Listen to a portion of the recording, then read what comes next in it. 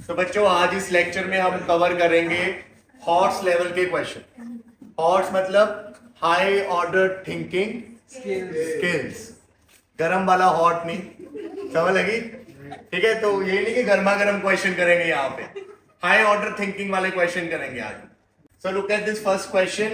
N identical waves, each of intensity I naught interfere with each other. हमारे पास n waves है, identical मतलब सभी का एम्पलीट्यूड क्या होएगा सेम, सभी की इंटेंसिटी क्या होएगी सेम। कहते हैं रेशियो बताओ मैक्सिमम इंटेंसिटीज की। जब ये दो मतलब ये सारी वेव्स जो n वेव्स हैं इस तरह इंटरफियर करें कि बताओ मैक्सिमम इंटेंसिटी कितनी होगी।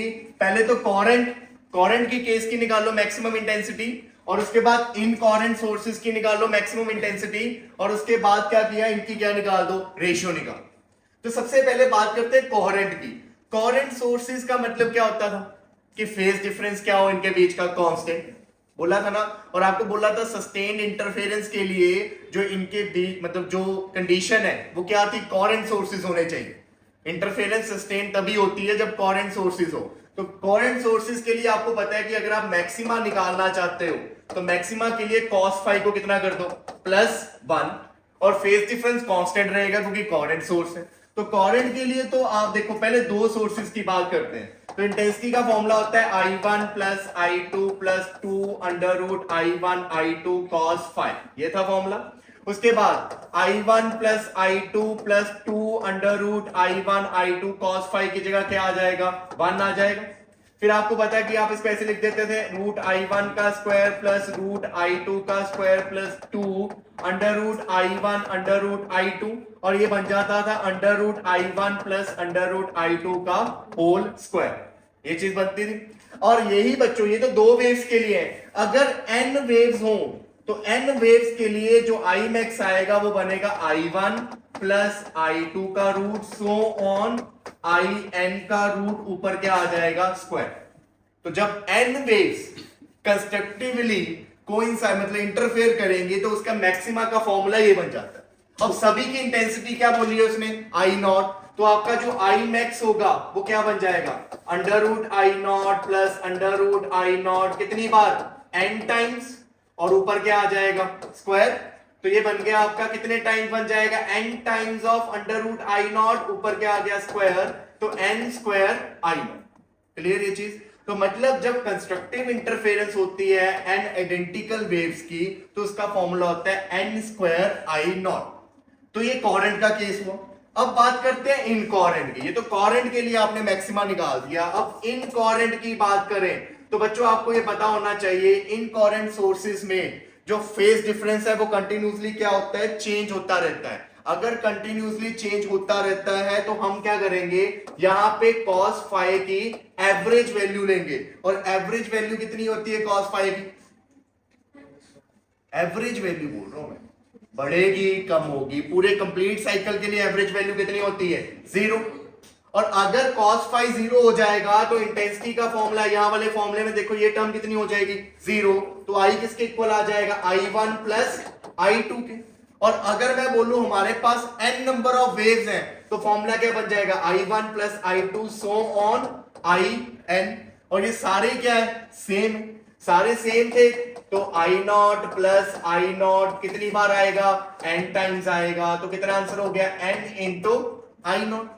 तो ये है बच्चों constructive interference when source is coherent, and this is the condition for constructive interference when the source is incoherent. और आपको इंटेंसिटी की रेशियो बोली है, तो जब आप इनकी रेशियो निकालोगे तो रेशियो में देखो पहले ऊपर क्या आएगा, n² I0, तो ऊपर n² I0, नीचे क्या आएगा, n × I0, ये कैंसिल, यहां पे ये कैंसिल, तो कितना आंसर आ गया रेशियो का n, तो आंसर इज T0। Clear ये चीज? Look at this question. In Young double slit experiment, two slits are illuminated with the light of wavelength 800 nanometer. यहां से लाइट निकली है कितनी वेवलेंथ की, 800 नैनोमीटर की। The line joining A1P is perpendicular to A1A2. तो यहाँ पे ये जो A1P लाइन है कहते हैं ये A1A2 के क्या है, बिल्कुल परपेंडिकुलर है। और उसके बाद बोला गया if the first minimum is detected at P, इस P पॉइंट पे पहला मिनिमा डिटेक्ट हुआ है, फर्स्ट मिनिमा, तो बताइए कि the distance of screen sorry the value of slit separation A will be, ये ए बताना है दोनों स्लिट्स के बीच की सेपरेशन, और कैपिटल डी गिवन है आपको 5 सेंटीमीटर इस क्वेश्चन में। तो देखो यहां से जो वेव यहां जा रही है और यहां से जो वेव यहां जा रही है, दोनों मिलके क्या बना रहे हैं, फर्स्ट मिनिमम। तो इसका मतलब जो दोनों के बीच का पाथ डिफरेंस होगा A2P माइनस A1P, वो किसके इक्वल होना चाहिए, आपको पता है ना मिनिमा के लिए जो पाथ डिफरेंस की कंडीशन होती थी डेल्टा एक्स, वो किसके इक्वल होता था 2n माइनस 1 लैम्डा बाय 2। और अगर पहला मिनिमा है तो n की वैल्यू कितनी पुट करोगे 1, तो डेल्टा एक्स किसके इक्वल आ जाएगा लैम्डा बाय 2 के। तो यहां पे मैं ये लिख दूंगा कि इन दोनों के बीच का जो पाथ डिफरेंस है that should be equal to lambda by 2। अब मैं A2P और A1P कैलकुलेट करूंगा, तो देखो A1P तो सीधा किसके इक्वल आ गया D के, यहां से लेके यहां तक कितना है D है, और उसके बाद ये कितना गिवन है A, तो क्या मैं ये निकाल सकता हूं, yes with the help of Pythagoras theorem मैं यहां पे A2P निकाल सकता हूं, कितना आ जाएगा under root P square plus B square, ये चीज आ जाएगी। तो ये वैल्यूज को यहां पे पुट करते हैं, तो दिस इज डी स्क्वायर, यहां लिखते हैं ए स्क्वायर प्लस डी स्क्वायर की पावर 1/2, फिर माइनस A1P कितना है आपका D इक्वल टू क्या आ गया लैम्डा बाय 2। कोई डाउट यहां तक क्लियर हो गया ये चीज। अब इसके बाद इसे आपने सॉल्व करना है, और सॉल्व करने के बाद यहां पे किसकी वैल्यू निकालोगे आप A की वैल्यू निकालोगे। अब ध्यान रखना D की वैल्यू सेंटीमीटर में है और लैम्डा किसमें गिवन है नैनोमीटर में, वेवलेंथ नैनोमीटर में, या तो आप सभी को किसमें चेंज कर देना मीटर में चेंज करके आप इसको क्या करना आगे सॉल्व करना। अब अगर आप इसको ऐसे सॉल्व करना शुरू कर दोगे तो ये काफी लेंथी क्वेश्चन चला जाएगा। यहां पे हम यूज करेंगे बाइनोमियल डिस्ट्रीब्यूशन, बाइनोमियल डिस्ट्रीब्यूशन की हेल्प से ये क्वेश्चन इजी हो जाएगा।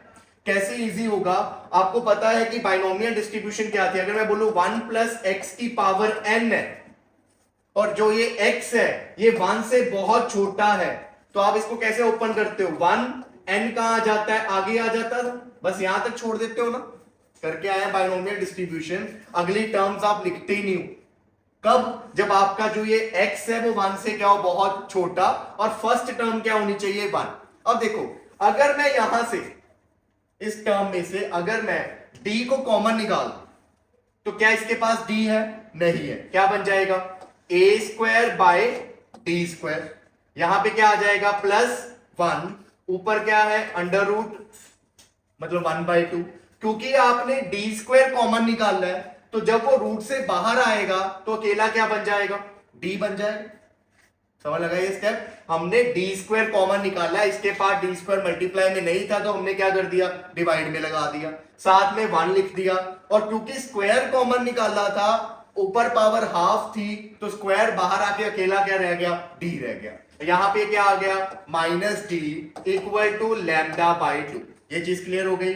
उसके बाद a square by D square plus 1 की पावर हाफ, यहां से ये dd कॉमन निकल जाएगा, ये -1 आपने यहां लिख दिया, ये जो d कॉमन निकला यहां पे साइड पे d लिख दिया हमने इक्वल टू लैम्डा बाय 2 कर दिया, यहां तक क्लियर हो गया ये चीज। उसके बाद ये लिख दिया मैंने 1 plus a square by D square की पावर हाफ -1, ये d नीचे आके क्या हो जाएगा डिवाइड हो जाएगा लैम्डा बाय 2d, क्लियर ये चीज। उसके बाद यहां बाइनोमियल डिस्ट्रीब्यूशन लगा दे अब, क्योंकि देखो ये 1 है यहां पे 1, फिर उसके बाद a square by D square, a जो है d के कंपैरिजन में क्या होता है बहुत छोटा, तो a by D is less than 1, बहुत ही छोटी टर्म है तो वो कंडीशन सेटिस्फाई हो जाएगी। तो हम यहाँ पे ये जो 1/2 पावर है इसको उठा के कहां लिख देंगे बीच में लिख देंगे, तो हमारे पास आएगा 1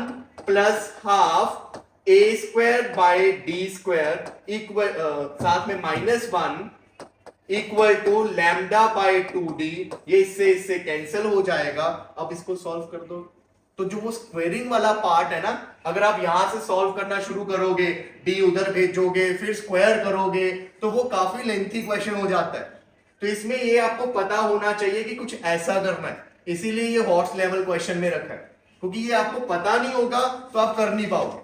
क्लियर ये चीज। तो आगे काम आपका खुद का है, यहां से आप d से d कैंसिल कर दोगे और सारी वैल्यूज को पुट करके किसकी वैल्यू निकाल दोगे, a की वैल्यू निकाल दोगे। और ध्यान रखना जब वेवलेंथ और d की वैल्यू को पुट करना है तो दोनों के यूनिट्स क्या रखना, सेम रखना। क्लियर?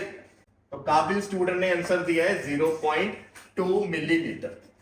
ठीक है, now look at this question. ये बच्चे सीबीएसई का PY2 क्वेश्चन, सीबीएसई ने बहुत बार ये क्वेश्चन डाला है। Two monochromatic wave emanating from two coherent source have displacement represented by y1 equal to a cos omega t and y2 equal to a cos omega t plus phi। दो waves आ रही है, दोनों की displacement equation दे दी है और दोनों के बीच का फेज डिफरेंस कितना दिया है, phi। क्लियर ये चीज? आपको बोला गया कि शो करो कि जो रिजल्टेंट इंटेंसिटी आ रही है at the point of superposition it is equal to 4 I naught cos square phi by 2। Already हम ये चीज कर चुके हैं, जो मैंने आपको रिजल्ट ऐसे लिखवाया था, I is equal to I max cos square phi by 2।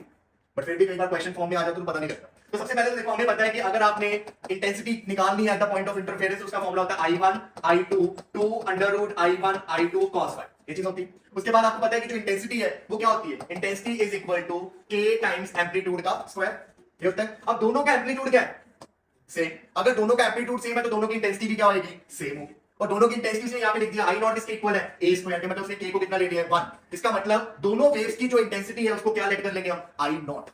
Clear? क्योंकि दोनों का एम्पलीट्यूड सेम है तो दोनों की इंटेंसिटी भी क्या होगी, सेम होगी। तो कितनी ले ली हमने, I नॉट। तो यहां वैल्यूज पुट कर दो, I naught plus 2 under root I naught का स्क्वायर हो जाएगा, cos phi हो गया। This is 2 I naught plus 2 I naught cos phi। यहां से आप 2 I नॉट कॉमन निकाल दोगे, 1 प्लस cos phi। और आपको पता है कि 1 प्लस cos phi किसके इक्वल होता है, 2 cos square phi by 2। तो it is 4 I naught cos square phi by 2। और मैंने आपको ये बताया था कि अगर वो बोले मैक्सिमम इंटेंसिटी, तो मैक्सिमम के लिए आपको पता है कि ये वाली टर्म कितनी हो जाती है, 1 हो जाती है। तो आपका जो मैक्सिमम इंटेंसिटी वो किसके इक्वल आ जाती है, 4 I नॉट के। और हम इसी को आगे फॉर्मूला ऐसे बना देते थे कि I is equal to I max cos square phi by 2। याद है ना, ऐसे फॉर्मूला याद करवाया था आपको मैंने। क्लियर है ना? तो सीबीएसई बहुत बार ये क्वेश्चन ऐसे डाल देते, तो आपको पता होना चाहिए। क्लियर? ये चीज समझ लग गई? फेज डिफरेंस यहाँ पे phi मैंने सीधा क्यों लिया, क्योंकि यहाँ पे गिवन था ये phi। अब ऐसे ही बच्चे आपको न्यूमेरिकल क्वेश्चन आते हैं इक्वेशन बेस्ड, कि आपको ऐसे दे देंगे कि y1 is 5 cos omega t और y2 लिख देंगे 6 sin omega t। क्लियर? ये चीज आपको बोलेंगे एम्पलीट्यूड रिजल्टेंट एम्पलीट्यूड निकालो, तो आपको पता है रिजल्टेंट एम्पलीट्यूड का फॉर्मूला क्या होता है, under root a1 plus a2 a1 का स्क्वायर प्लस a2 का square plus 2 a1 a2 cos 5। ये होता है ना। a1 कितना है 5, a2 कितना है 6 और फेज डिफरेंस कितना है, दोनों के एंगल में डिफरेंस कितना है, 0। बहुत सारे बच्चे 0 लिख के आते हैं जो गलत है। यहां cos है और यहां क्या है, sin।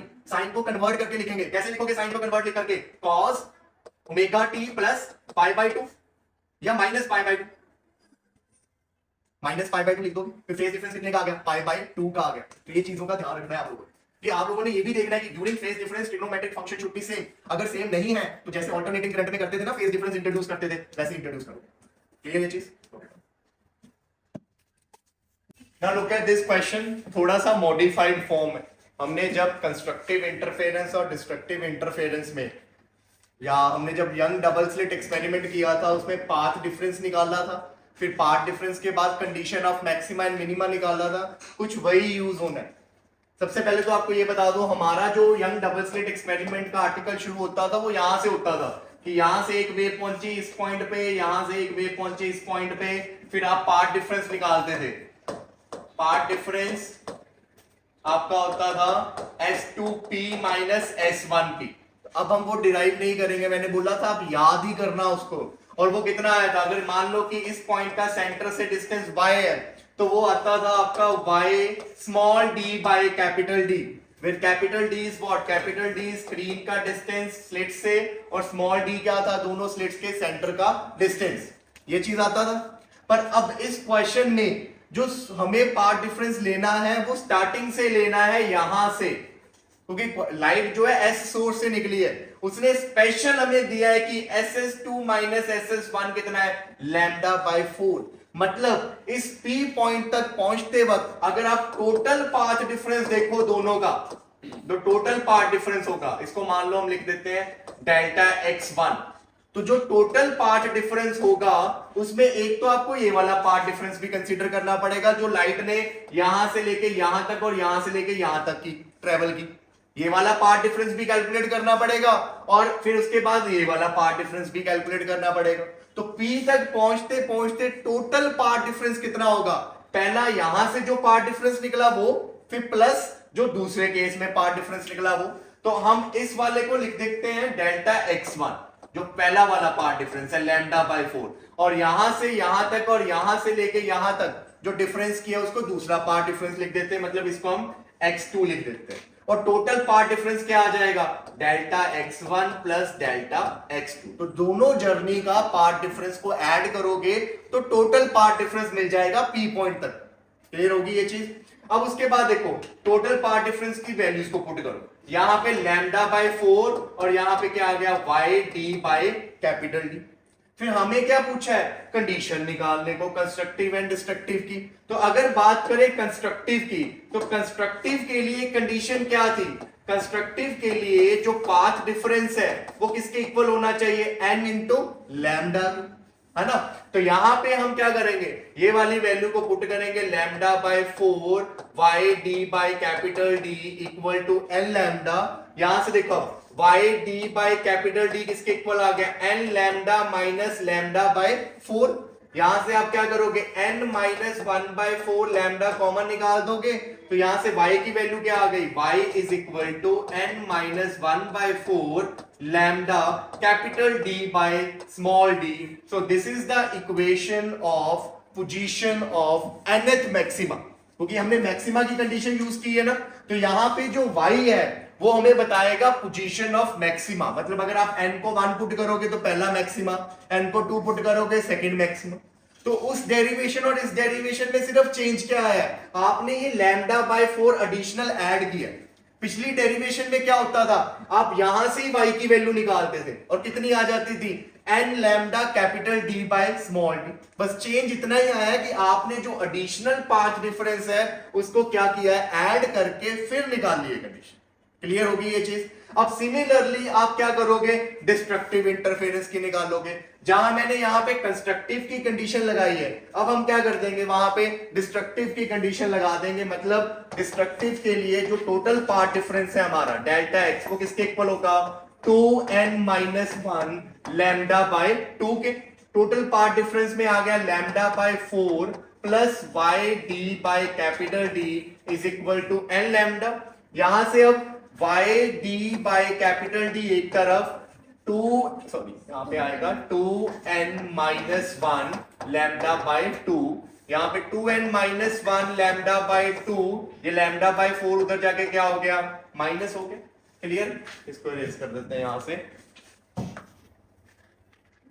तो यहां से अब जो हमारा y की वैल्यू आएगी वो आएगी y d by capital D is equal to 2n minus 1, क्या क्या कॉमन निकल जाएगा, एक तो लैम्डा बाय 2 दोनों में से कॉमन निकल जाएगा, तो 2n माइनस 1 माइनस 1 बाय 2 और बाहर क्या आ गया, लैम्डा बाय 2, तो दिस इज 2n, ये माइनस माइनस ऐड हो जाएंगे, तो 2n minus 3 bye 2 lambda by 2, यहां से जो d है नीचे आके डिवाइड हो जाएगा और कैपिटल D ऊपर जाके मल्टीप्लाई हो जाएगा। सो this is the condition of nth minima.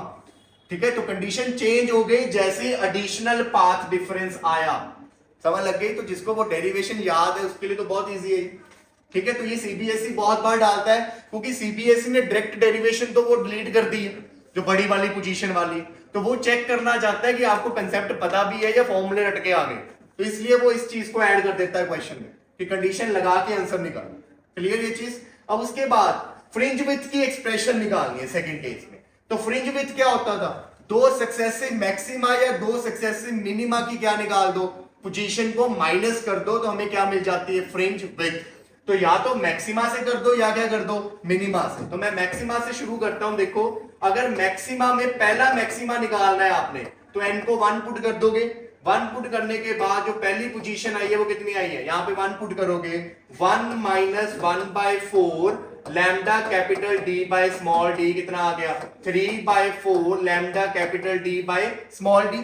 और फिर आप n को 2 पुट कर दोगे तो कितना आएगा, यहाँ पे 2 minus 1 by 4 lambda capital D by small d, तो 4 2 जा 8 माइनस 1 कितना आ गया, 7 by 4 lambda capital D by small d।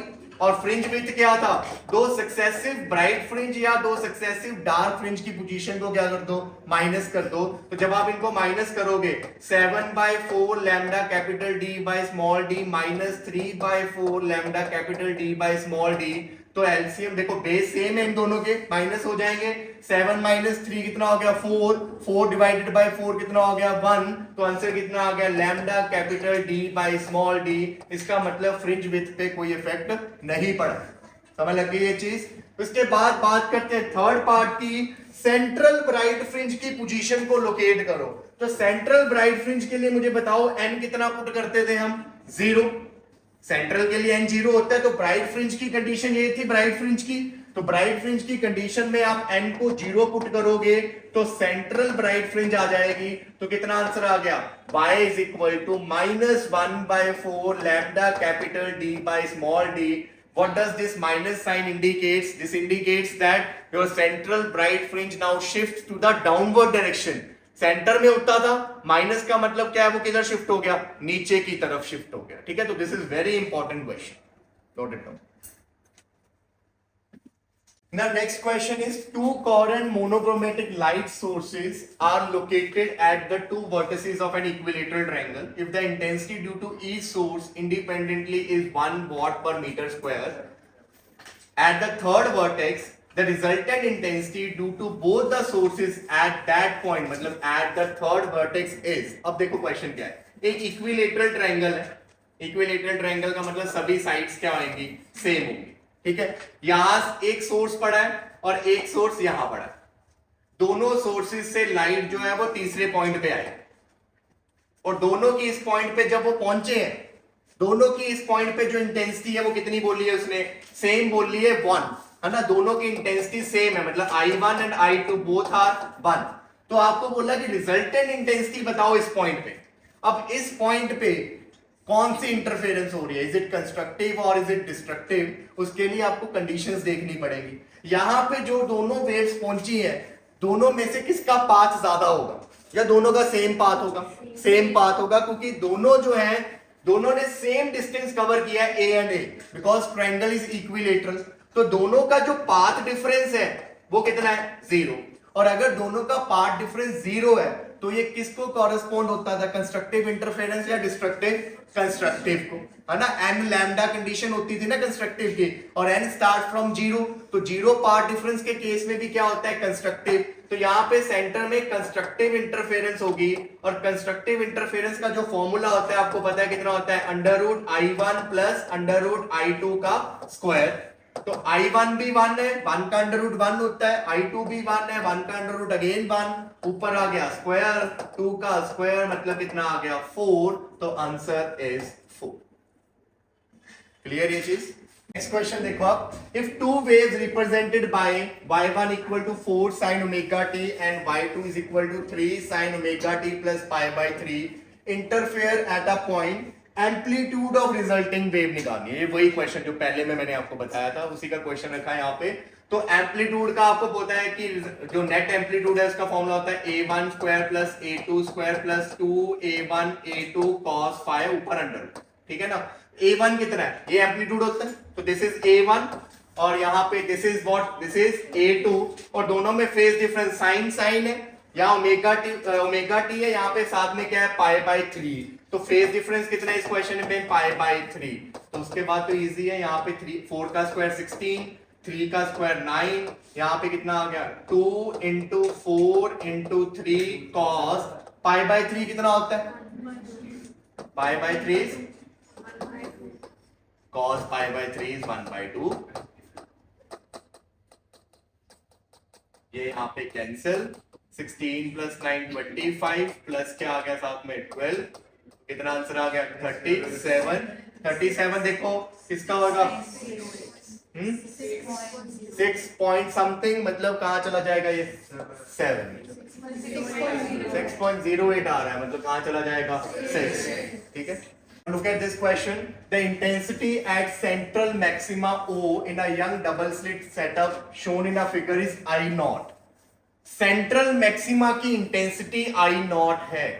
Central में मैक्सिमा बनता है, तो आपको क्वेश्चन में I max गिवन है कितना, I0। क्लियर, ये चीज समझ लगी। उसके बाद इफ द डिस्टेंस OP, ये जो डिस्टेंस दिया है OP, कहते हैं this is equal to 1/3 of fringe width. Fringe width का कितना है ये 1/3, मतलब जो ओपी है वो 1/3 ऑफ बीटा है। Beta is what fringe width. तो कहते हैं शो करो कि इस पी पॉइंट पे जो इंटेंसिटी होगी वो आई नॉट बाय कितना होगा 4 होगा।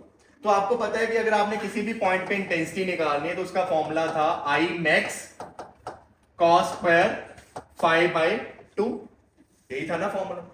तो आपको आई मैक्स तो गिवन है कितना आई नॉट, आपको सिर्फ क्या पता करना है 5। आपको यह पता करना है कि इस पॉइंट पे कितना फेज डिफरेंस होगा जो दो वेव्स पहुंचेंगी, 5 फेज डिफरेंस बिटवीन देम ना, तो आपने वो निकालना है। तो कैसे निकालेंगे कि यहां पे जो दो वेव्स पहुंच रही हैं इनके बीच का फेज डिफरेंस कितना होगा, बताओ किस तरह कैलकुलेट करोगे आप कि यहां पे जो वेव्स पहुंच रही हैं उसका पाथ डिफरेंस कितना होगा।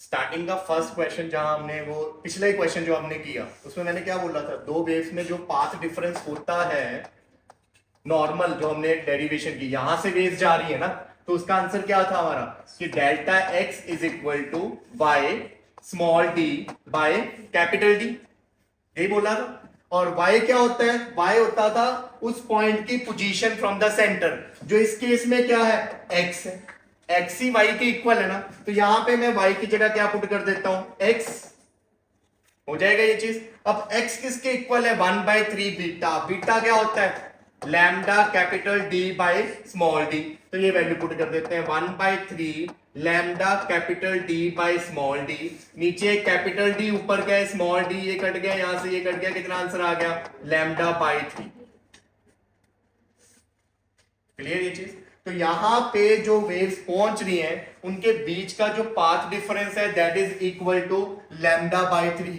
क्या पाथ डिफरेंस की हेल्प से आप फेज डिफरेंस निकाल सकते हो, क्या फॉर्मूला था दोनों के बीच में, पाथ डिफरेंस पता और फेज डिफरेंस निकालना हो, कुछ याद नहीं है ना। फाई का क्या फॉर्मूला था 2 pi by lambda into path difference, दोनों के बीच में रिलेशन था ना phase difference and path difference में।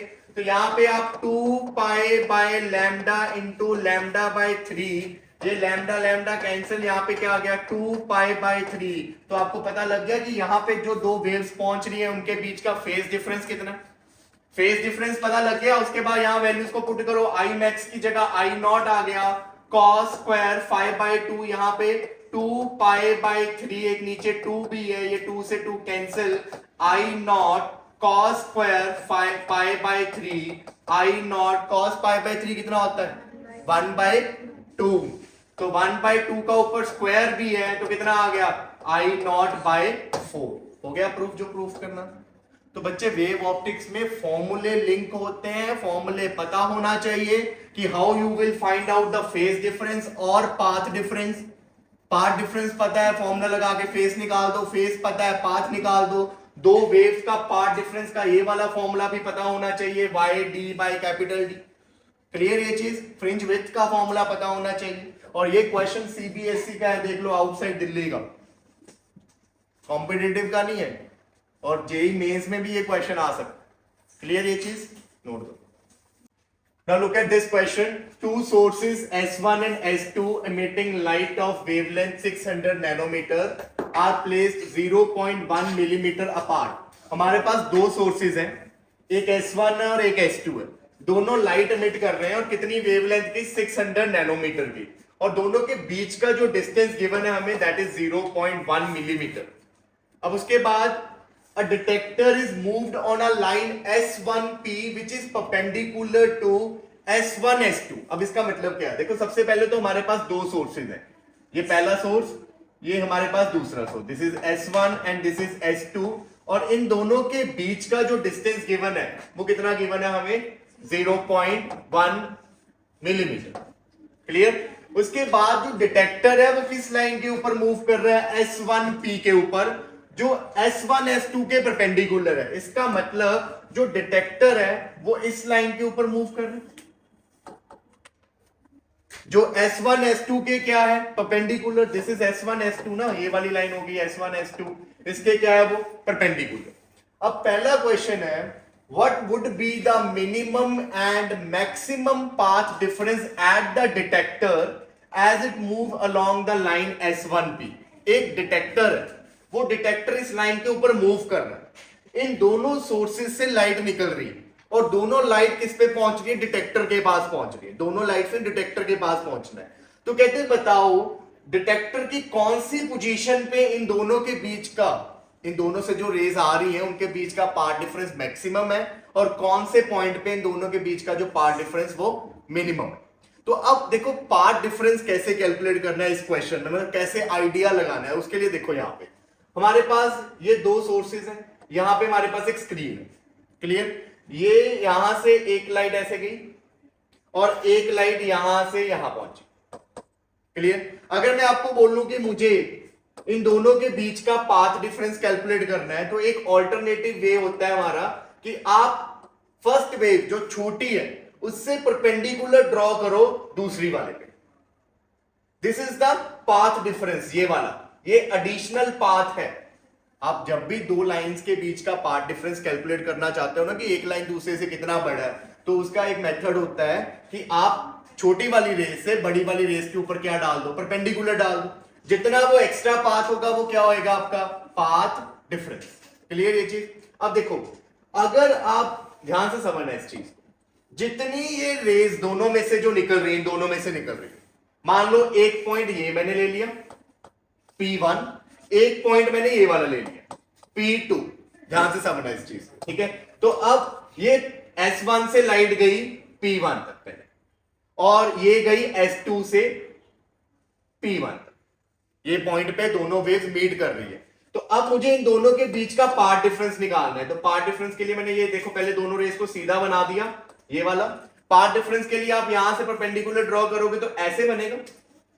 सो this is path difference AB।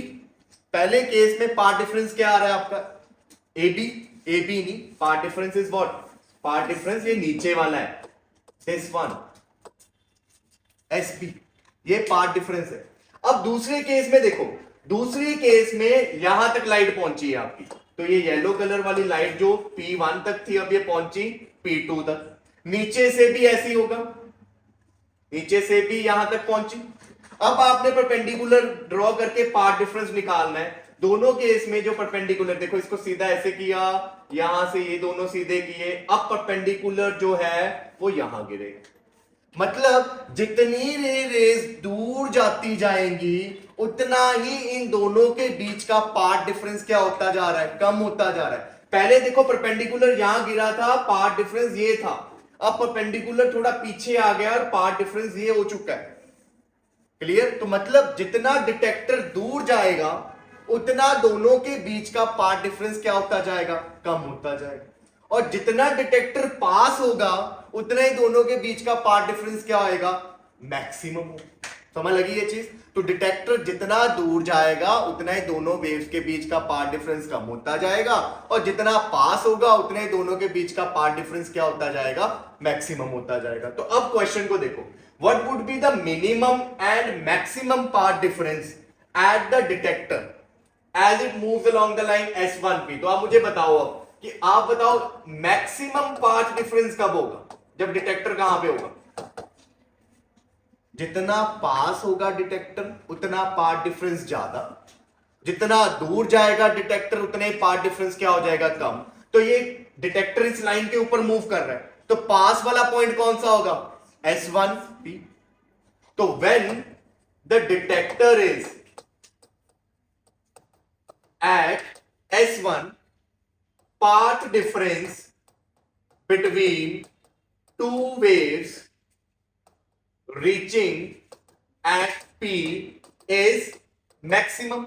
और कितना होगा पाथ डिफरेंस, मैंने क्या बोला था, पाथ डिफरेंस के लिए परपेंडिकुलर फेंकना है। एक यहां पे होगा उस टाइम पे रे, एक यहां पे, कितना पाथ डिफरेंस होगा, यहां से रे ने यहां पहुंचना है ना, ये वाली रे जो S1 सोर्स की रे है वो तो उसी पॉइंट पे, जो S2 सोर्स की रे उसको कहां आना पड़ेगा, यहां पे आना पड़ेगा। तो कितना पार्ट कवर करना पड़ेगा, ये वाला, कितना है, 0.1 मिलीमीटर।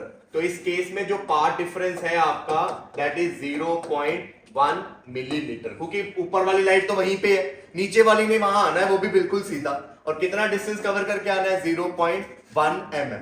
और सेकंड केस में मैक्सिमम के लिए क्या करना पड़ेगा, जितना दूर जा सके, है ना।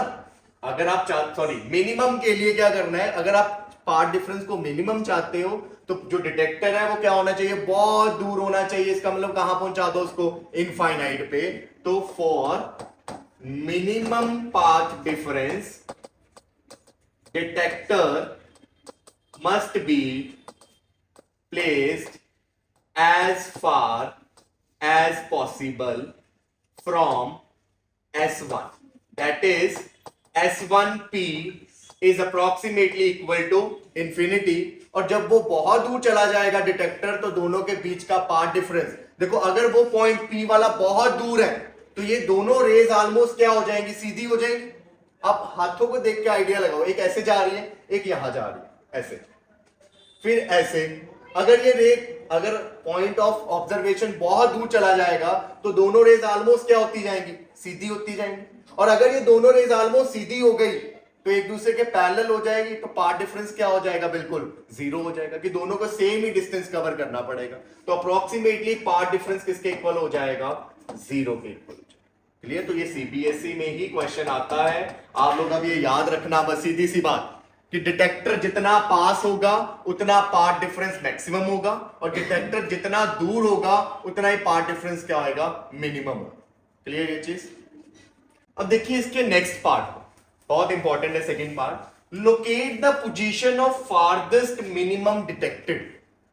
सबसे दूर इन स्लिट से सबसे दूर कौन सा मिनिमम डिटेक्ट होगा, कौन सा मिनिमा जो है वो डिटेक्ट होगा, और उसकी पोजीशन बताओ, लोकेट द पोजीशन। अब यही स्क्रीन होगी जिसके ऊपर डिटेक्टर मूव कर रहा है, जो डिटेक्टर यहां से इधर की तरफ जा रहा है। अब वो कहते हैं सबसे दूर वाला मिनिमा चाहिए। अब मुझे ये बताओ, जितना ऑब्जर्वेशन पॉइंट दूर जाएगा उतना दोनों जो यहां से रेज निकल रही हैं, यहां से और यहां से, इनके बीच का पाथ डिफरेंस उतना ही क्या हो जाएगा, कम हो जाएगा। बोला था ना, जितना डिटेक्टर दूर होगा उतने दोनों के बीच का पाथ डिफरेंस क्या हो जाएगा, कम हो जाएगा। और क्वेश्चन में गिवन है कि चाहिए क्या आपको, मिनिमा।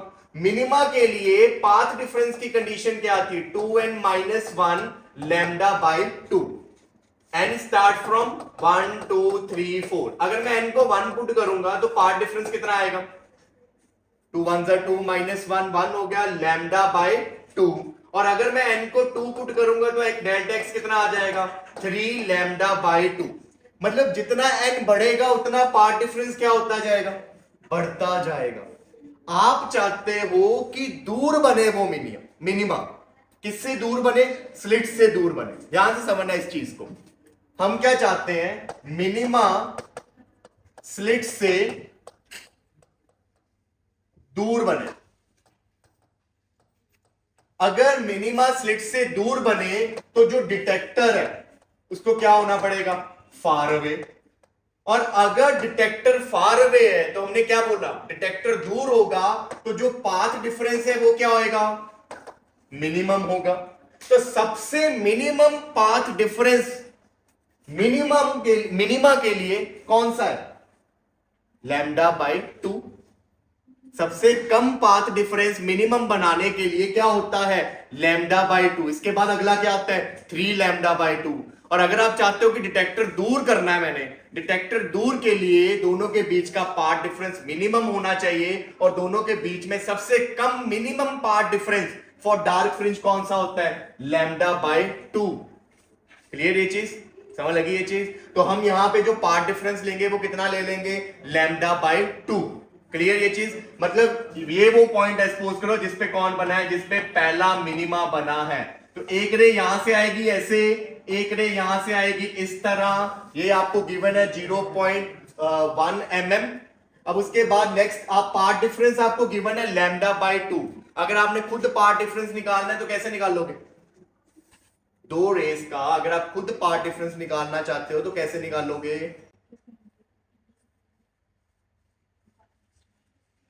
कैसे निकालोगे। आपको ये कंडीशन पता लग गई ना कि पाथ डिफरेंस कितना होना चाहिए दोनों के बीच का, लैम्डा बाय 2। खुद कैसे निकालोगे,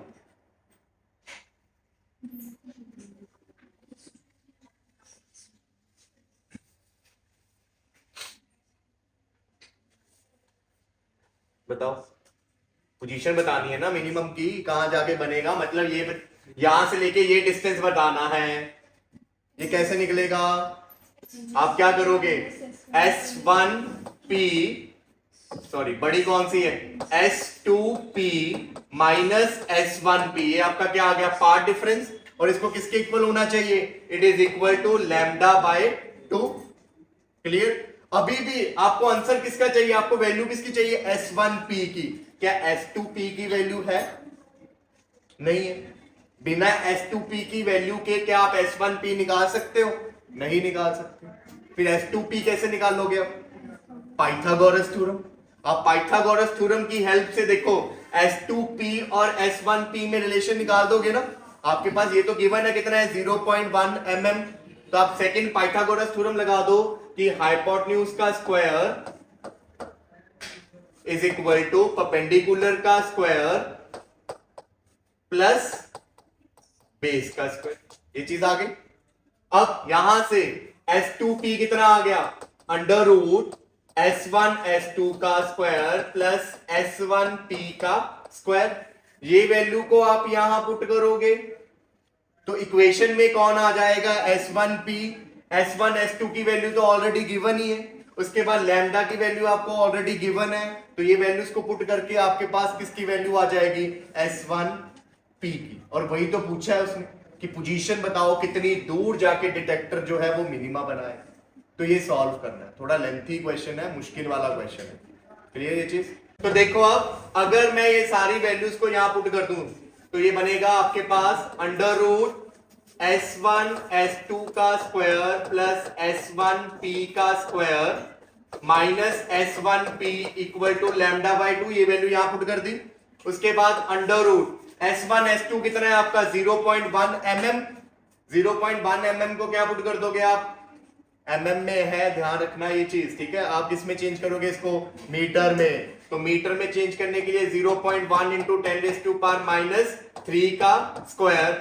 S1P इसको आप x लेट कर लो, तो ये आ गया आपके पास x स्क्वायर, यहां पे माइनस x इक्वल टू क्या आ गया, लैम्डा बाय 2। तो दिस इज अगेन 0.1 का स्क्वायर इंटू 10⁻⁻6 हो जाएगा, प्लस x का स्क्वायर, ये माइनस x है, इधर आके क्या हो जाएगा, प्लस x हो जाएगा। अंडर रूट हटाने के लिए दोनों तरफ क्या कर देना, स्क्वायर कर देना। जैसे स्क्वायर करोगे ये बन जाएगा आपका 0.01 इंटू 10⁻⁻6 प्लस x स्क्वायर, इसका रूट हट जाएगा और इधर आ जाएगा आपका लैम्डा बाय 2 प्लस x का स्क्वायर। यहां आइडेंटिटी लगाओगे, आइडेंटिटी में आप देखोगे तो क्या बन जाएगा, lambda square by 4 plus x square plus 2 into lambda by 2 into x. ये कट गया, इस तरफ ये चल रहा होगा, एक एक्स स्क्वायर के साथ ये वाला एक्स स्क्वायर क्या हो जाएगा, कैंसिल हो जाएगा। इक्वेशन में बस क्या बच जाएगा, एक्स बच जाएगा। इसको सॉल्व करना और क्या निकाल देना, आंसर निकाल। क्लियर ये चीज? So this is a typical what question, काफी इंपॉर्टेंट क्वेश्चन है ये। क्लियर ये चीज? Now look at this very important question, ध्यान से समझना। कहते हैं कि two sources are placed on x axis at a separation d equal to 3 lambda. तो एक्स एक्सिस पे दो सोर्सेज पड़े हैं S1 एंड S2, ठीक है, और इनके बीच का डिस्टेंस d है, जो d किसके इक्वल बोल दिया इसने, 3 लैम्डा के। And observer start moving from A on a circular track of radius capital R and capital R is very very greater than d। तो एक जो ऑब्जर्वर है, जो डिटेक्टर है, वो इस सर्कल पे घूम रहा है, इसका सर्कल मान लो। ये ऐसे चिपटा सा हो गया ना, तो ये एलिप्स बन गया, पर है सर्कल ही, ठीक है। तो सर्कल में ऐसे घूम रहा है एक डिटेक्टर, और रेडियस जो बोल रहा है उसने वो d से बहुत बड़ा बोल रहा है। मतलब ये क्या है, आपकी स्क्रीन ही हुई है, जिसके ऊपर डिटेक्टर है वो स्क्रीन है। तो स्क्रीन का जो डिस्टेंस है वो स्लिट के बीच के डिस्टेंस के क्या है, बहुत ही ज्यादा। जैसे नॉर्मल होता था हमारा YDAC में कि स्लिट का डिस्टेंस जो कैपिटल D होता था वो दोनों स्मॉल d से क्या होता था, बहुत ही बड़ा होता था। अब बोला गया how many bright points and dark points will he observe. तो इसके ऊपर कितने ब्राइट और कितने डार्क पॉइंट्स वो ऑब्जर्व करेगा, और उसके बाद उसकी एंगुलर पोजीशन भी बताओगे। तो सबसे पहले तो हम देखते हैं कि कितने ब्राइट और कितने डार्क होंगे, ध्यान से समझना ये चीज। अब यहां पे जो वेव्स यहां से यहां पहुंचेगी, इनके बीच का पाथ डिफरेंस कितना होगा, इनके बीच का पाथ डिफरेंस कितना होगा? 0। सिमेट्रिकली पढ़ा है ना, जितना यहां से ये इधर है उतने यहां से इधर है, तो यहां तक पहुंचने के लिए पाथ डिफरेंस कितना लगेगा? 0। तो यहां पे जो पाथ डिफरेंस है वो कितना है? 0। क्लियर ये चीज? अब सेकेंड केस, यहां से वेव एक इधर पहुंची, दूसरी वेव यहां से इधर पहुंची, इस पॉइंट तक पहुंचते वक्त कितना पाथ डिफरेंस लगा? डी। देखो ना, एक ये पहुंची यहां से लेके यहां तक, एक ये पहुंची यहां से लेके यहां तक, कितना पाथ डिफरेंस कैसे निकालोगे? छोटे से बड़े पे परपेंडिकुलर, तो ये वाला एक्स्ट्रा डिस्टेंस कितना है? ये स्मॉल डी। तो यहां पे जो पाथ डिफरेंस है that is equal to small d, और स्मॉल डी किसके इक्वल है? 3 लैम्डा। क्लियर ये चीज? ऐसे ही बच्चों अगर हम दूसरी तरफ चले जाएं, इस तरफ, यहां पे पाथ डिफरेंस कितना मिलेगा आपको? सेम। ये वाला कम करेगा और ये वाला क्या कर देगा? ज्यादा कर देगा। पर पाथ डिफरेंस एक्स्ट्रा डिस्टेंस कितना कवर कर रहे हैं हम? डी। पिछली वाली जो है वो एक्स्ट्रा कवर कर रही है ना, डी, तो यहां पे भी पाथ डिफरेंस डी होगा, और डी किसके इक्वल है? 3 लैम्डा। क्लियर ये चीज? उसके बाद नीचे आ जाओ, यहां पे ये यहां पहुंची, ये यहां पहुंची, दोनों के बीच का पाथ डिफरेंस कितना होगा? 0, क्योंकि सेम डिस्टेंस कवर कर रहे हैं। तो यहां पे पाथ डिफरेंस आ गया 0। यहां तक किसी को कोई डाउट है पाथ डिफरेंस कैसे लिखे मैंने? अब उसके बाद देखो, आपको पता है ब्राइट फ्रिंजेस के लिए पाथ डिफरेंस क्या होना चाहिए? ब्राइट फ्रिंजेस के लिए पाथ डिफरेंस की कंडीशन क्या थी? n lambda capital D by small d। ये था ना, n की वैल्यू आप क्या पुट कर दो? सॉरी, सिर्फ क्या था? n लैम्डा, वो तो पोजीशन का फॉर्मूला था। तो अगर आप n को 0 पुट करो तो भी ब्राइट फ्रिंज बनती है, आपको पता। 1 करो, 2 करो, 3 करो, ये सारे किसके कॉरेस्पॉन्डिंग जाते हैं? ब्राइट फ्रिंजेस के। तो पहला x, जब आपने n को 0 पुट किया, डेल्टा x कितना आ गया? 0। फिर आप 1 पुट करोगे तो डेल्टा x कितना आ जाएगा? लैम्डा। फिर 2 पुट करोगे डेल्टा x कितना आ जाएगा? 2 लैम्डा। फिर 3 पुट करोगे डेल्टा x कितना आ जाएगा? 3 लैम्डा। तो यहां से लेके यहां तक, जैसे जैसे यहां से आप यहां जा रहे हो, पाथ डिफरेंस क्या हो रहा है? चेंज हो रहा है। यहां पाथ डिफरेंस दोनों के बीच का 0 था, यहां बढ़ते बढ़ते कितना हो गया? 3 लैम्डा। तो बीच में एक पॉइंट ऐसा भी आएगा जिसपे पाथ डिफरेंस कितना होगा? 1 लैम्डा। एक ऐसा भी पॉइंट आएगा जिसपे पाथ डिफरेंस कितना होगा? 2 लैम्डा। और यहां पे कितना हो गया? 3 लैम्डा। सिमिलरली यहां पे भी एक पॉइंट ऐसा आएगा जिसपे पाथ डिफरेंस कितना होगा? 1 लैम्डा। यहां पे एक पॉइंट आया जिसपे कितना होगा? 2 लैम्डा, और नीचे क्या आ गया? 3 लैम्डा। यहां से चले, यहां 0 था, यहां पे एक पॉइंट आएगा जिसपे पाथ डिफरेंस कितना होएगा? 1 लैम्डा। यहां पे एक पॉइंट आएगा जिसपे पाथ डिफरेंस कितना होएगा? 2 लैम्डा। और सिमिलरली इधर भी आ जाओ, एक पॉइंट ऐसा जिसपे पाथ डिफरेंस 1 लैम्डा, एक पे ऐसा जिसपे पाथ डिफरेंस 2 लैम्डा, और यहां पे कितना आ गया? 3 लैम्डा।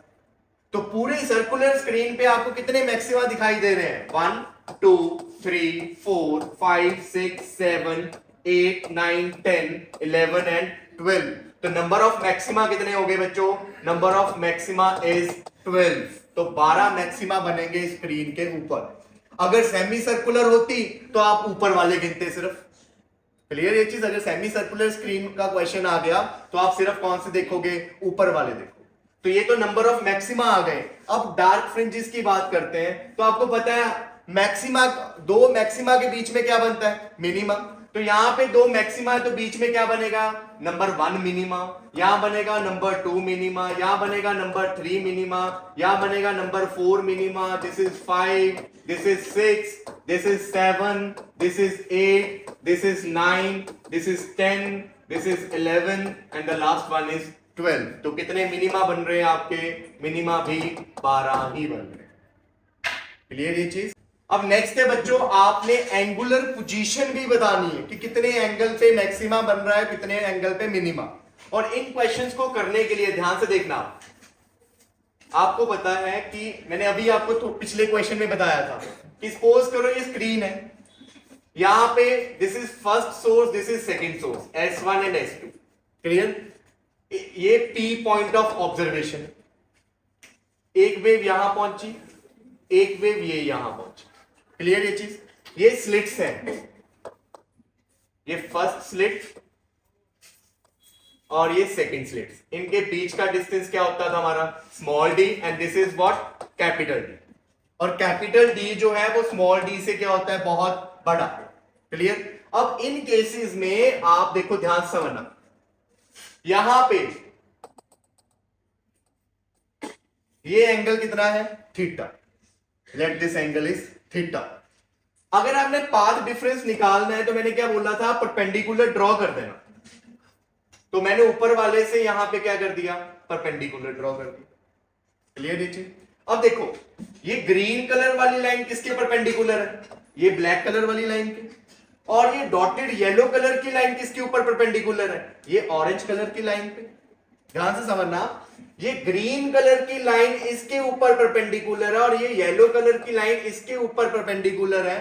अगर दो लाइंस के बीच में एंगल थीटा है तो उनके परपेंडिकुलर्स के बीच में भी एंगल कितना होगा, थीटा होगा। मतलब अगर इन दोनों के बीच में थीटा एंगल है, इसके परपेंडिकुलर ये लाइन थी, डॉटेड वाले के परपेंडिकुलर ऑरेंज लाइन थी, इनके बीच का एंगल भी कितना होगा, थीटा होगा। तो ये प्रॉपर्टी आपको पता होनी चाहिए कि पाथ डिफरेंस में जब आप परपेंडिकुलर ड्रॉ कर रहे हो तो ये एंगल कितना हो जाएगा आपका, थीटा हो जाएगा। ध्यान से देखना आगे। उसके बाद ये एंगल थीटा है, पाथ डिफरेंस क्या है आपका, अगर मैं बोलूं this is point P, this is point P, तो पाथ डिफरेंस क्या हुआ आपका, S2P। ये हुआ ना पाथ डिफरेंस यहां से लेके यहां तक, कितना एक्स्ट्रा पार्ट है, दिस इज डेल्टा एक्स। तो S2P कैसे निकलेगा, तो यहां पे देखो ये 90 है, यहां पे ये थीटा है, ये ट्रायंगल उठाया मैंने दिस वन, इस ट्रायंगल में ये बेस होगा दो एंगल वाला, ये क्या होएगा आपका हाइपोटेन्यूज, और ये नीचे जो डेल्टा एक्स है ये क्या होएगा, बोलो, परपेंडिकुलर। तो आपने परपेंडिकुलर निकालना है S2P, और आपके पास गिवन क्या है, आपके पास ये गिवन, कैसे निकलेगा,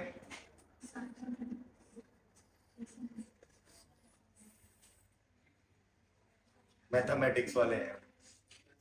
आपको S2P की वैल्यू चाहिए, पता आपको ये है S1 S2, तो कैसे निकालोगे ये पूछ रहा हूं।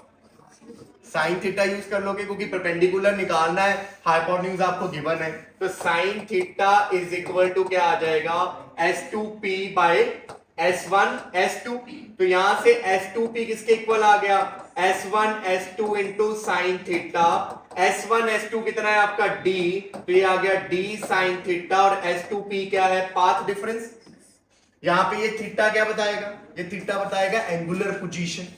तो अगर आप मैक्सिमा की एंगुलर पोजीशन निकालना चाहते हो तो यहां पे आप डेल्टा एक्स में मैक्सिमा वाली कंडीशन पुट कर देना, which is equal to n lambda. और अगर आप मिनिमा की निकालना चाहते हो एंगुलर पोजीशन, तो आप डेल्टा एक्स की जगह किसकी वैल्यू पुट कर देना, मिनिमा की, जो क्या होती है 2n-1 लैम्डा बाय 2। तो this is the condition for maxima, इसमें थीटा एंगुलर पोजीशन बताएगा, और मिनिमा के लिए आप डेल्टा एक्स को पुट कर दोगे 2n-1 लैम्डा बाय 2, तो आपकी कंडीशन आ जाएगी 2n-1 lambda by 2 d sine theta. Clear ये चीज, समझ लग गई ये चीज, ठीक है।